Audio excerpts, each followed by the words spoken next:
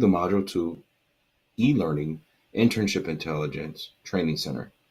During this module, we'll specifically go over how to write a cover letter and how to write your resume. Specifically, how to write a resume that will stand out to employers and future internship recruiters, and a cover letter with a narrative that will attract any search committee. So, welcome once again. Tell me and I'll forget. Teach me and I may remember. Involve me and I'll learn. One of my favorite quotes from Benjamin Franklin. We decided to apply this to the workshop because it's something that goes right towards internships, maintaining internships.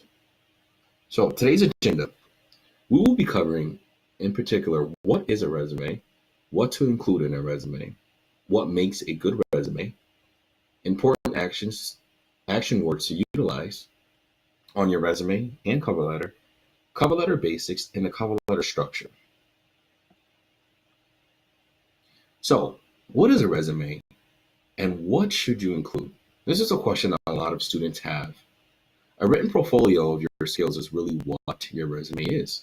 It's also considered as a written portfolio of your skills, accomplishments, experiences, education, up to date.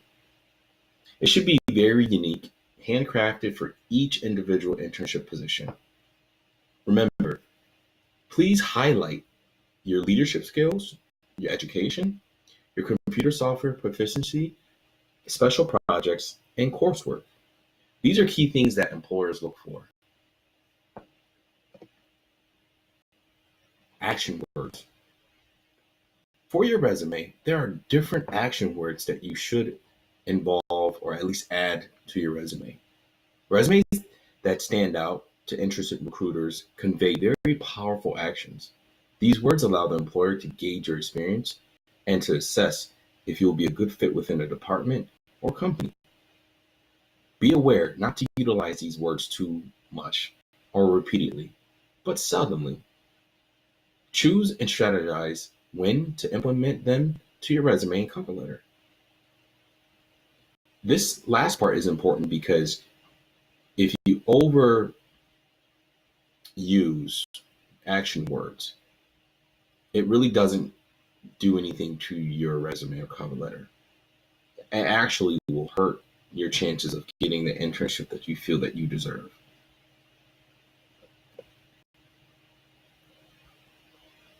Now, prior to the writing process of your resume, I would like you to consider doing the following. 1, consider conducting a career assessment. Now, this will help you narrow down your internship, match your major, and your overall career goals. You can do this at our internship intelligence website. There is a tab there for an assessment where you can actually take at your own leisure. Number 2, think about what type of person these internship recruiters are looking for and how do you fit that profile. Think about how they are in a boardroom and they have different types of personalities, they have different types of things that they're specifically looking for, or a person, a profile they're trying to create or fit. When you are writing your resume, think about these aspects. Number 3, write down all the skills and abilities you possess that make you stand out from any other applicant. This is your opportunity to really shine and stand out as the number one candidate that the employers or the internship recruiters need to have on their team. You need to market yourself as a Swiss Army knife, jack of all trades person that would be a shoe fit for that internship or the job position. Let's move along. We covered some aspects of the resume, but let's talk about the cover letter. Okay, so in this, we're going to talk about the cover letter, general information, educational background, work experience, interests, hobbies, skills, competencies, and the summary.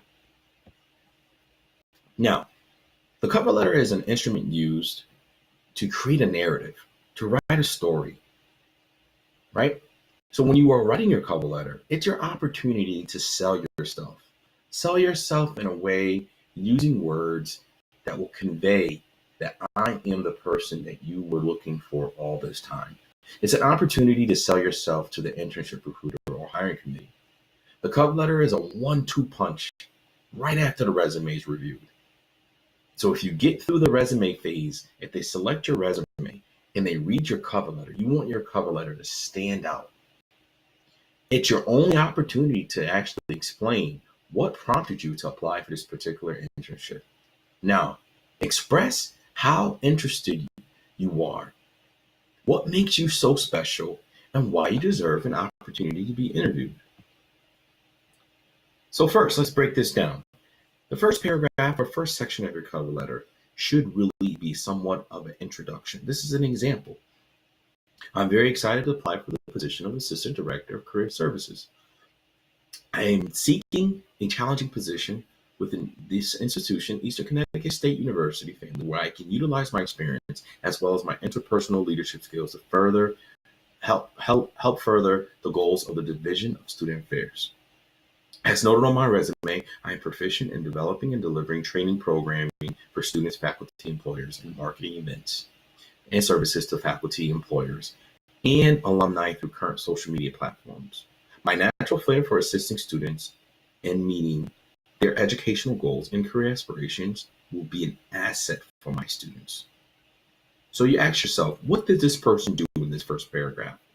They express how excited they were, what type of job they're seeking, and how their tangible skills will be utilized along with their experience to further accomplish or help accomplish the goals of the department.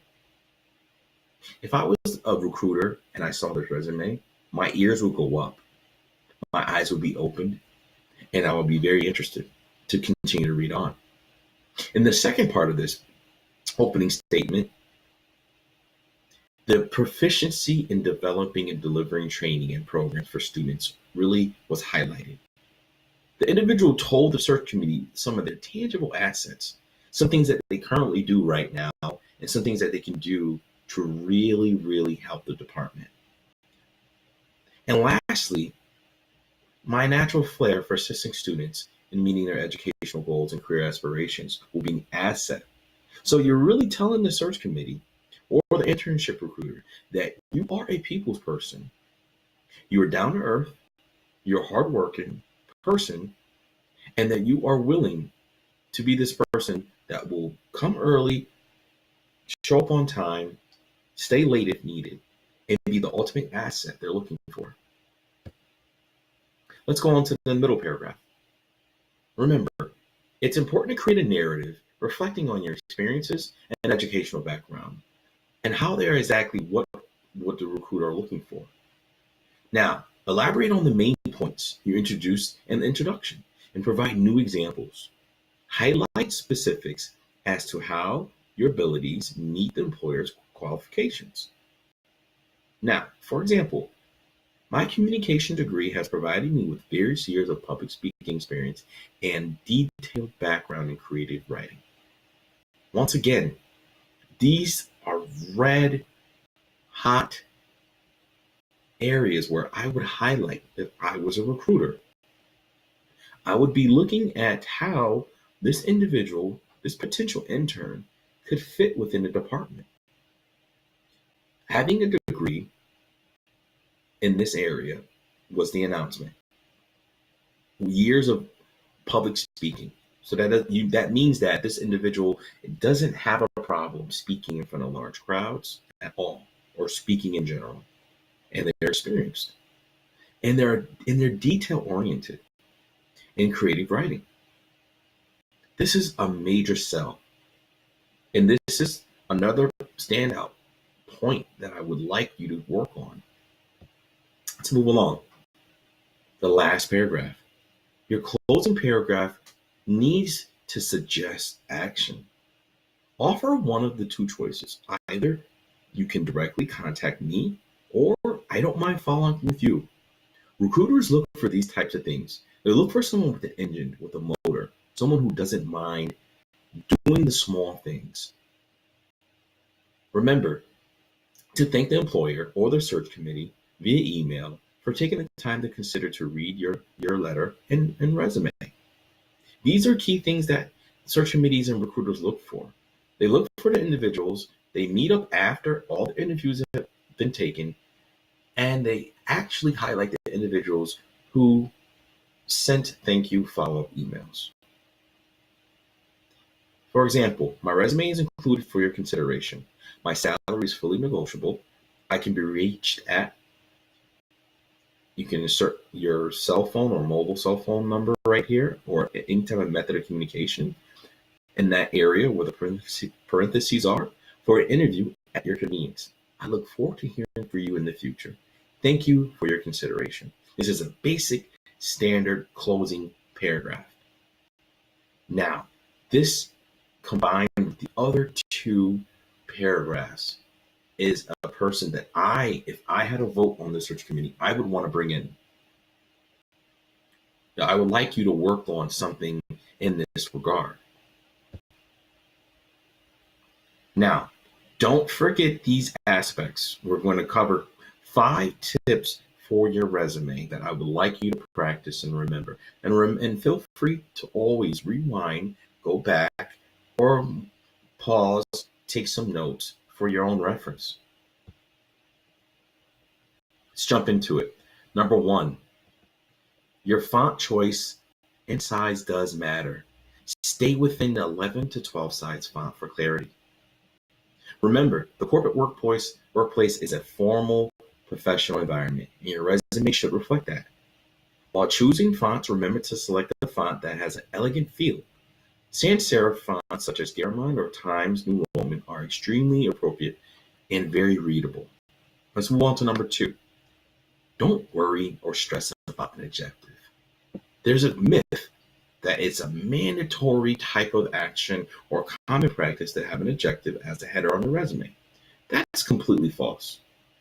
According to the recruiters, the important aspects commonly searched are the candidate's name, current job position, start and end dates of each position, and educational accomplishments. Recruiters don't have a lot of time, but they have hundreds of resumes. So they have to filter out who would be a good fit on paper to bring in from an analytical perspective. Having the time to read through each objective is a urban legend. They do not have time to read through every objective. That's why it's important to make sure that everything is up to date on your resume. The simple things matter. Let's move on to number 3. The importance of power words in your resume. Hiring managers look specifically for candidates that submit tailor-made resumes with key terms that relate directly to the job sector that the applicant is applying to. In various career fields, there's a culture and a lingo with specific terms that stand out to each search committee and department head. So add these selective terms strategically throughout your resume. We covered this earlier in a slide, but it's something that is very important. Number 4, pay attention to detail. It's the small things that matter.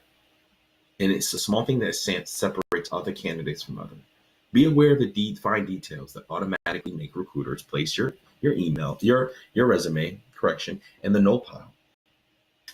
An unprofessional personal email address is a clear example of automatically having your resume tossed in the trash. The overusage of bullet points and constant placement of unnecessary words is another kiss of death for your resume. Lastly, do not display your GPA, your grade point average, as a selling point if it's not over 3.5. Avoid using your grade point average as a flashy centerpiece to impress hiring managers, especially if it's not over 3.5 or better. There will possibly be other candidates with better credentials and stronger grade point averages that can trump your resume and chances of being the ideal candidate. Now, I've seen examples of individuals who list their grade point average and it's subpar. That's not impressive. when I have other candidates